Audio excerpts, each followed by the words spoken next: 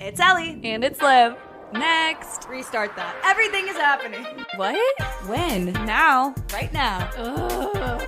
Cheers. It's always good to start with the cheers. It's always good to start with the cheers. Cheers. Cheers. And welcome to the nighttime edition of Everything's Happening. We're in a totally new setup right now and kind of loving it. What's it called when you're on like the 5 p.m. news? Prime time. Prime time. This is prime time right now.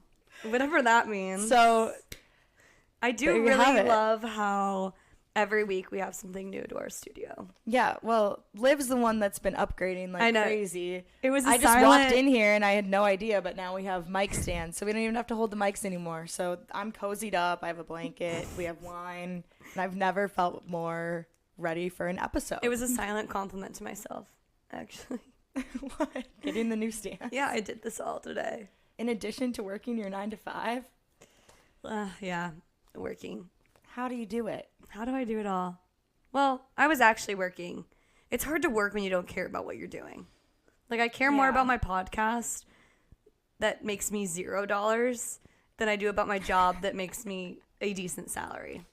So make it make sense. Well, sometimes, I mean, everyone says find a job where you're going to like love what you do every day, but that's just not really realistic, I feel No, like. it's not realistic at all. Like, you need a job to get through the regular living expenses, and then whatever time you have left, that's where you can work on your passions.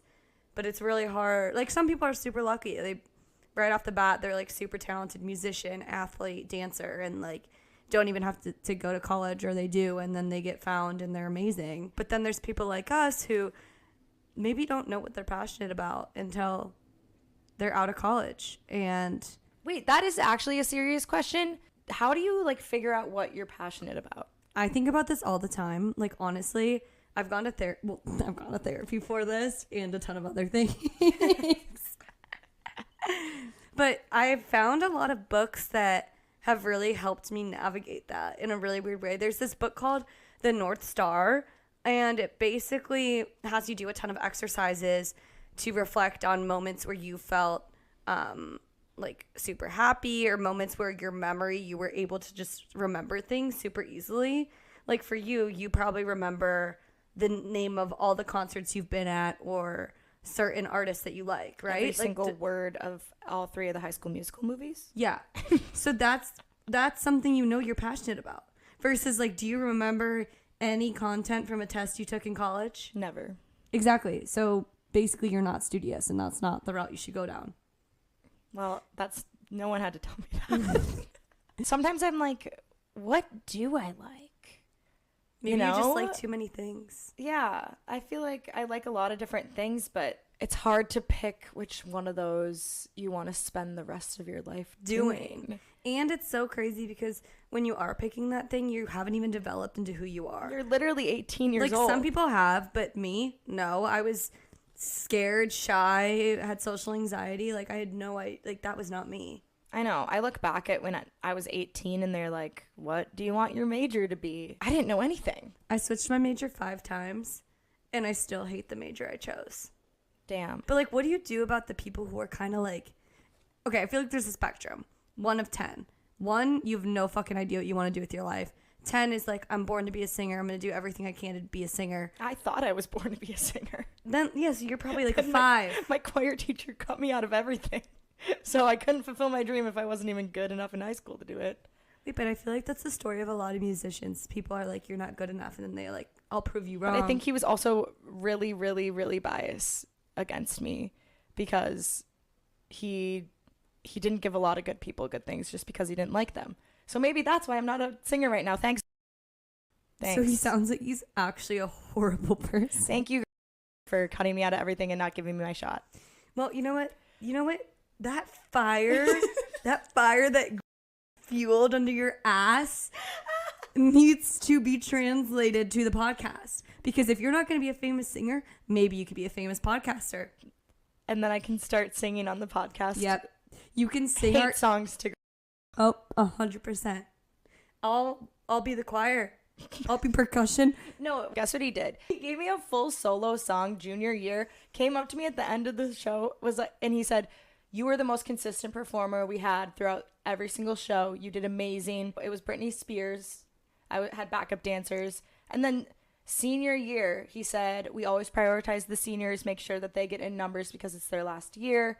He cut me out of everything and made me a chorus member.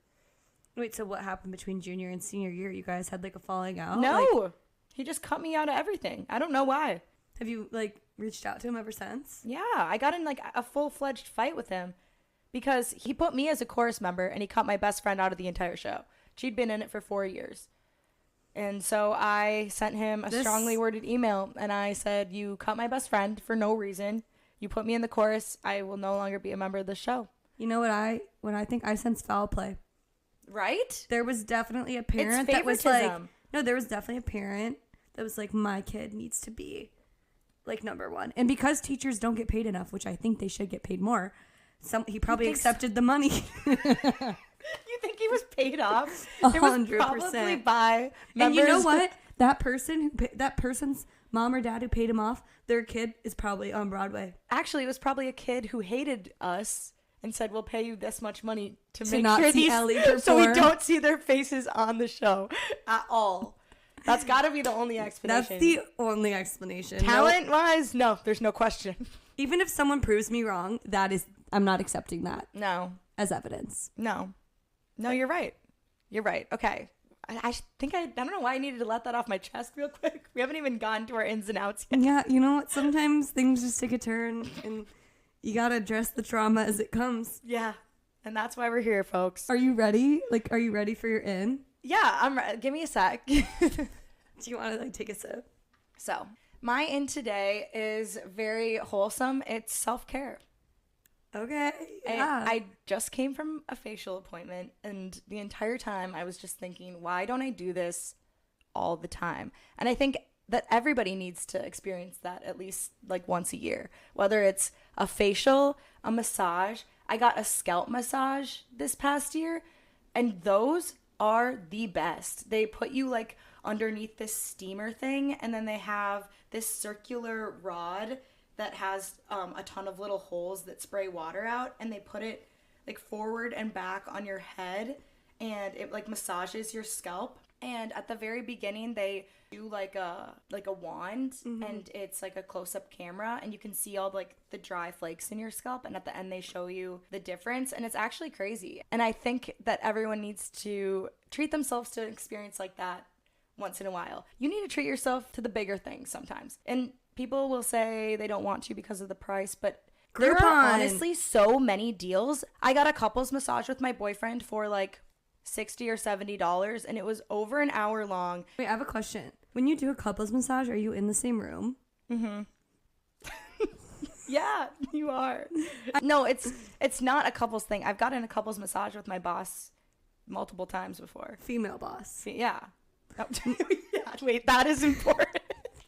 That is important. My female boss.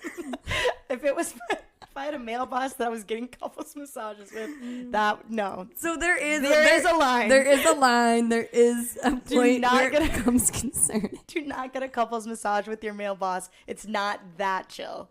But like, it's not. You can go with any of your friends. It's not weird at all. One time, me and my friend got a couples massage, and they just put us in separate rooms. What? That's not even a couples massage then. I mean, I didn't really care because it wasn't like my significant other. She was like my friend. Yeah. But like even like it was kind of the thing where if we were in the same room, like fun. If we weren't, it didn't matter. Yeah. Well, I mean, there's a million Groupon couples massage deals, so pick a friend, any friend. Probably not your male boss. Not your male boss, but unless you're kissing him. Then yeah, that is a loophole. Yeah, I guess we could consider it a loophole. Wait, it's so funny we actually got on this topic. I had no idea we'd be talking about this today. But there's this place in Chicago. It's like Hot Works, or I don't know. I'll have to find the name afterwards. But you basically pay $40 for a membership a month, or I don't know, per session. And you go in and there's a cold plunge, there's a like salt bath, and then there's a steamer.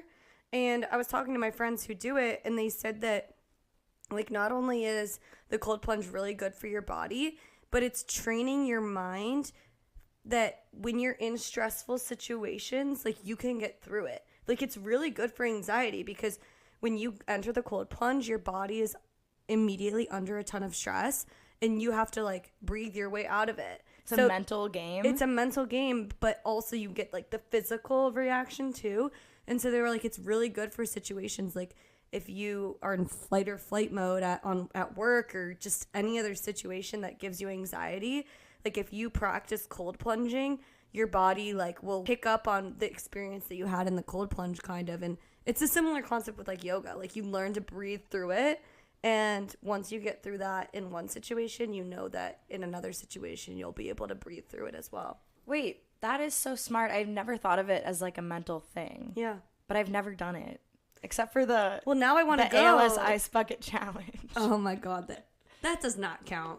That's like the only time I've ever voluntarily jumped into cold water. Except for like in the lake in Chicago. Yeah. No, we should do that. I'll plunge. So I'll plunge maybe wherever. we should plunge. That should be our February goal. Self-care day. Plunge.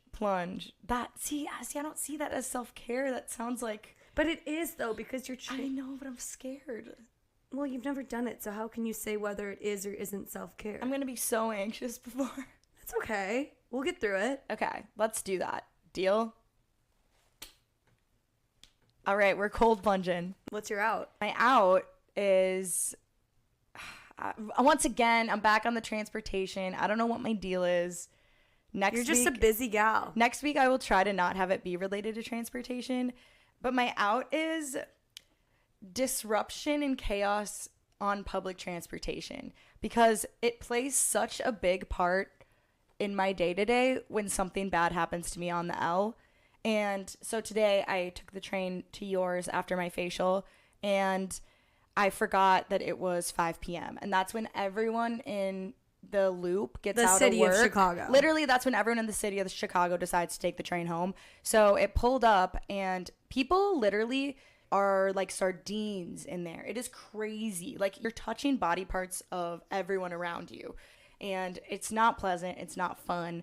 And everybody knows that. This is some people's like day to day. It was my day to day for a full year. I would have to do this every morning and every evening. But you just have to do it. Like it's just a part of it. When you go to work every day, like you're not gonna Uber to work every day. I mean, in the summer you can bike, but like it's just. But yeah, so culture. So that is terrible.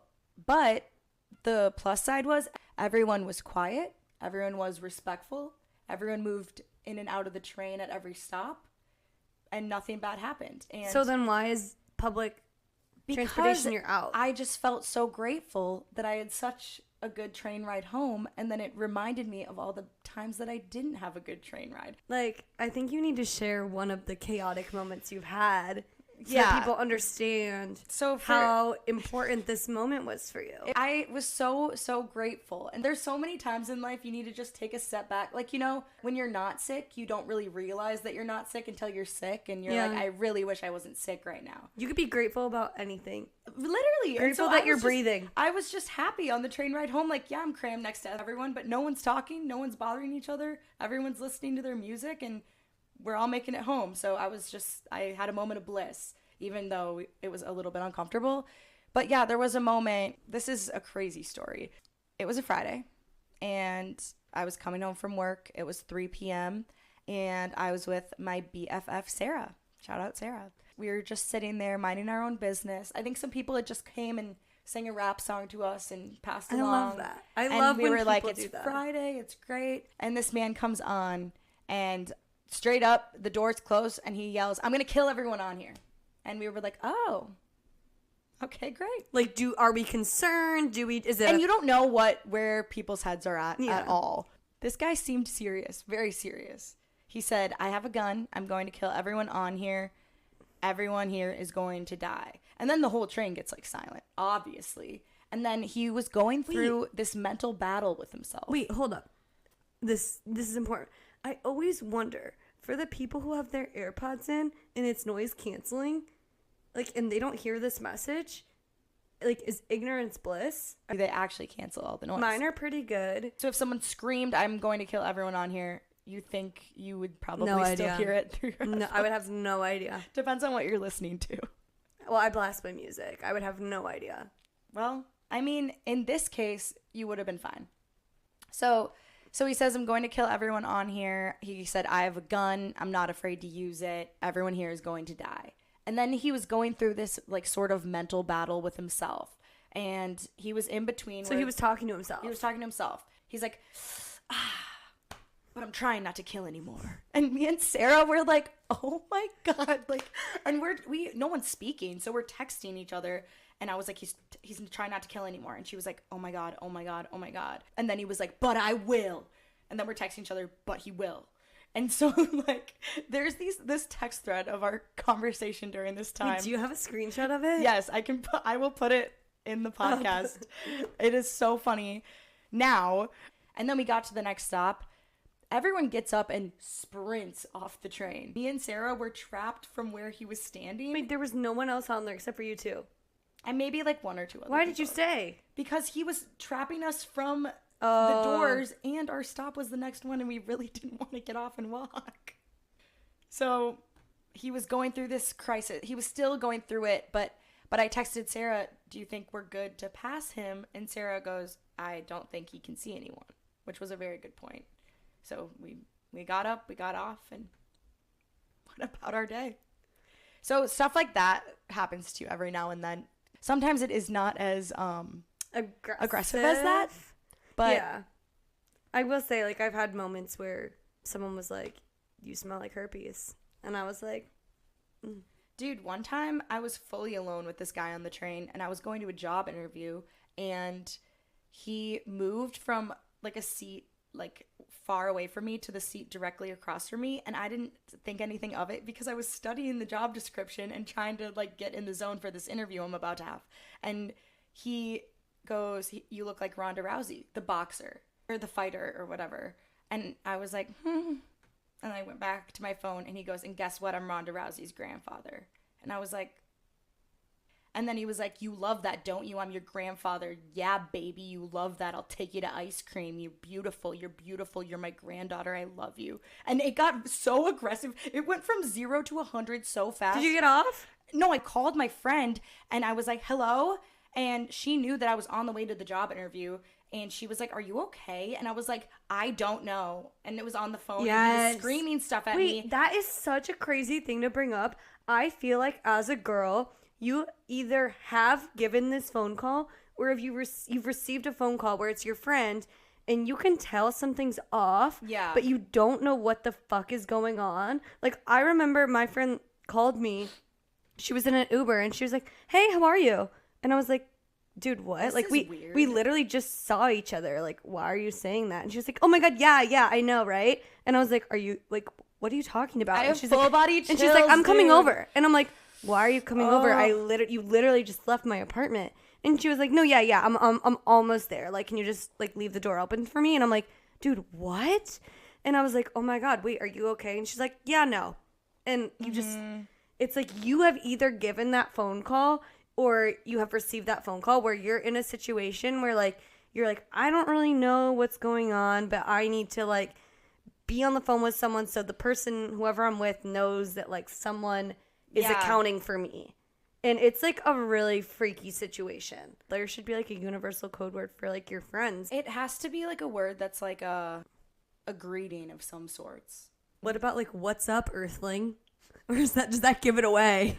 I don't know. I don't Regardless, even know. In like, this we situation, we can't give this out because if any creepy people listen yeah, to this wait, podcast, we can't come up with it here. But yeah, I got out of the situation. I sprinted off the train, and I sprinted all the way to the interview, and I interviewed. Did you get the job? No, I did not get the job. Whenever I get on, whether it's like a train car or a bus, I assess who's there, and I assess When it's passing. who I think would help me out in a situation. Yes. This is a good public transportation tip. Check out the car. Never get on a car if it's fully empty. You never want to be alone in a situation with anyone. Genuinely question like whether boys have the same thought process when they're doing these things. Because I feel For sure not. Oh, you don't like at all know? Not as much. When I was in Italy, me and my friends, we took a train. It was like a 1 a.m. train to this random town to get to our hostel. We get off the train and we're trying to get an Uber, or even a taxi, and there was like nothing around. And this group of men comes up to us And I literally, my first instinct was like hissed at them? literally hissed at them. Let's normalize hissing. Let's normalize being a freak, because then immediately they were like, whoa, in Italian, and I was like, oh, I don't know what I would have done, but like immediately they're like, this is weird. I'm let's not fuck with her. Yeah, maybe like this. They second guess. Yeah, because you catch them off guard. Yeah. Yep. I can't believe these are some safety tactics that we're sharing, and I hope this is beneficial to everyone. So yeah, that's my out, is disruption of public transportation. So, are you starting with your in or your out today? I'm glad I got the option. My out is let's get rid of any meetings from the hours of 7 to 8 or 8 to 9. Because my morning started off with a 7:30 a.m. meeting. I had back-to-backs till 9 a.m., so that is why I'm still in my pajamas. And it probably wasn't a productive meeting for you at all. No, either. I didn't contribute anything. So yeah, that's my out. Yeah, I fully agree. Or I don't have any meetings at 7. Okay, so what is my in? Yeah, what's your in? My in is having sober conversations with Uber drivers. Because I feel like, for me, I tend to have more conversations with Uber drivers when I am going out. I've had like a glass of wine, you know, it's just, you become more chatty. And I recently had a sober conversation with an Uber driver when I was late to work. I ended up Ubering. And I talked to this guy, and his life, like, he just kind of was expressing to me, like, how he was a singer and he's trying to get really big in the singing and music industry, but on the side he does Uber in addition to his 9-to-5 job so that he can, you know, support his lifestyle. And we just had such a deep conversation about like his experiences and like how what his biggest life lessons are. And like, I don't know, it was just really eye-opening and refreshing for me to hear a perspective from just another human who I don't know, and understand that, like, yeah, even though we have different careers and different goals, like, at the end of the day, like, we still are figuring it out. And he was, like, in his 30s. I'm in my 20s. I was, like, I don't know. It's just nice to know that, like, you're figuring things out, and so is literally everyone else in the world. Yeah, I love talking to Uber drivers. Everyone just has such a cool story. They are all so interesting, and everyone comes from a totally different place. And if they're open to talking with you, I will do it every single time. Yeah. I don't know. I just think it's really cool. Yeah, some people just do it for fun. Remember when we did Uber Eats for fun? Oh, yeah, we did. That one day. That was like the first time we ever hung out. Oh, my God. Wait, you're so right. So in college, me and Ellie were in the same sorority. But, like, I did not know her other than the fact that I knew she was super adventurous and kind of down for whatever. So there was this opportunity that came to me as a poor college student. It was like, you get an extra $300 if you deliver 10 DoorDash orders within 5 days. So I was like, I know this girl Ellie, and I was like, I might as well just text her. So text her, like, not even, like, 2 minutes after I asked. She was like, yeah, I'm down. I'm like, when? When are you doing this? Like, let me know. This is the greatest deal ever. You're like, what car are we taking? I'm there. Yeah. I'm like, I don't have a car right now, but pick me up. I'm down. Let's do it. So we set just off DoorDashed on our adventure. for an afternoon. It didn't even take that long. It took like an hour. I think we got done in less than an hour. We made $180 each in college in 1 hour. And that was like, I would have done it with no one else. That's actually crazy. Also, something we wanted to talk about. It's Love Month. It's February. Do you remember what we did in elementary school? Yeah, I bought a ton of Valentines for my friends. They were like Hello Kitty themed. They had like a yummy, tasty lollipop attached. And I would be like, to Juan from Olivia. To Sean, love Olivia. Love Olivia. To Ellie, love Olivia. You would give a Valentine to everyone. You had to. But it was a school requirement. That's amazing. You would get to decorate your little box. Do they still do that? You'd work on it all week long. It yeah, could the be tissue whatever box. you wanted. Like, I would make mine like sick. I think I made one like High School Musical themed, and you were so proud of it. And then everyone would go around and give the Valentines to everyone, and it was just like iconic. It was like my favorite school holiday, I think. Yeah, back in the day. Back when everything was easy, no social media. You really just... Don't laugh. But like, I remember writing Valentines to people in my class who I hated. But it was a school requirement. So you know what? I was like, one day out of the year, I'll be nice. The other best thing was deciding what birthday treat you're going to bring to the class. Oreos. No, what were those little yogurt balls? Poyos or something? I did not have those. We did Oreos. If you're watching this on February 18th, this is your sign to do something nice. Maybe it's on your commute to work. Maybe it's at your office. Maybe it's even just doing something nice for yourself if you can't think of Maybe it's self-care. Yeah. Book yourself a massage on Valentine's Day. And I love that. Mm-hmm. There's deals. There's Yeah. Valentine's deals. And you know what? Everything's on sale after Valentine's Day. So that's what's happening. And that's what's up. So I think we're going to wrap up this episode on that note. We love you guys. We should do something for you. And that's called dropping this episode after Valentine's Day. This is for you. Love ya.